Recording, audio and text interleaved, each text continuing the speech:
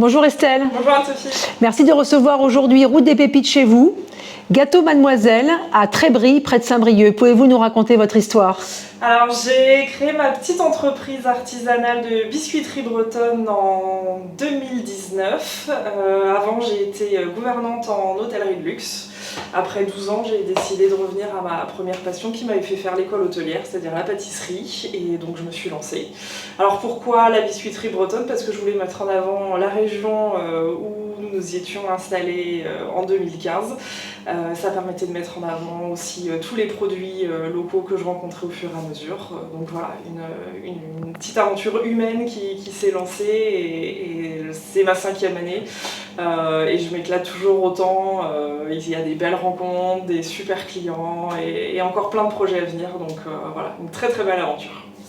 Et quel type de produits proposez-vous? Alors, je propose une gamme de palais bretons que j'ai décliné chocolat, citron, caramel, noix, à la farine de sarrasin.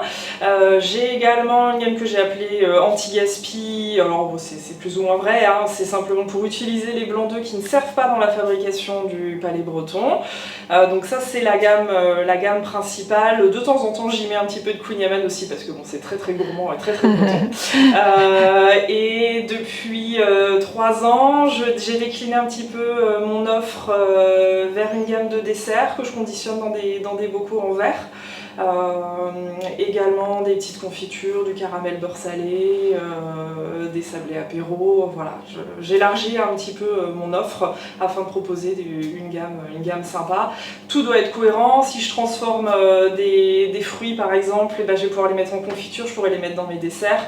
Bon voilà, il y a toute une identité qui se cache derrière tout ça pour proposer vraiment des produits de qualité et gourmands, parce qu'il faut se faire plaisir.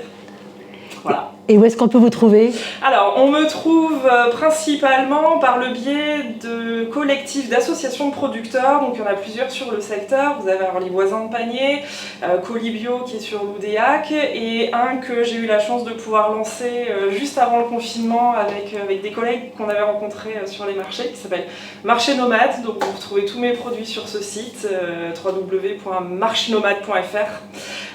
Je travaille également avec quelques indépendants parce que je ne veux pas jouer le jeu des grosses structures, donc que des petits indépendants, épicerie vrac ambulante, petits restaurants, voilà, des cafés, ce genre de choses. Donc chacun est libre de choisir ce qu'il veut. Il y en a avec qui je bosse pour les biscuits, d'autres pour les desserts, d'autres les confitures, les caramels. Donc voilà, c'est libre. On me retrouve principalement là, dans un rayon 30-40 km grand maximum de mon domicile. D'accord, et on peut vous appeler pour commander ses propres biscuits? Sans problème. Ouais.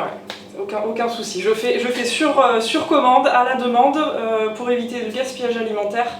Parce que je ne veux pas surfabriquer et je pars du principe que quand on a un produit de qualité, il faut le manger vite. J'aime pas que les choses se conservent trop longtemps. Ça tombe bien, c'est délicieux. Donc le gâteau est fait, je veux qu'il soit mangé dans la foulée. Voilà.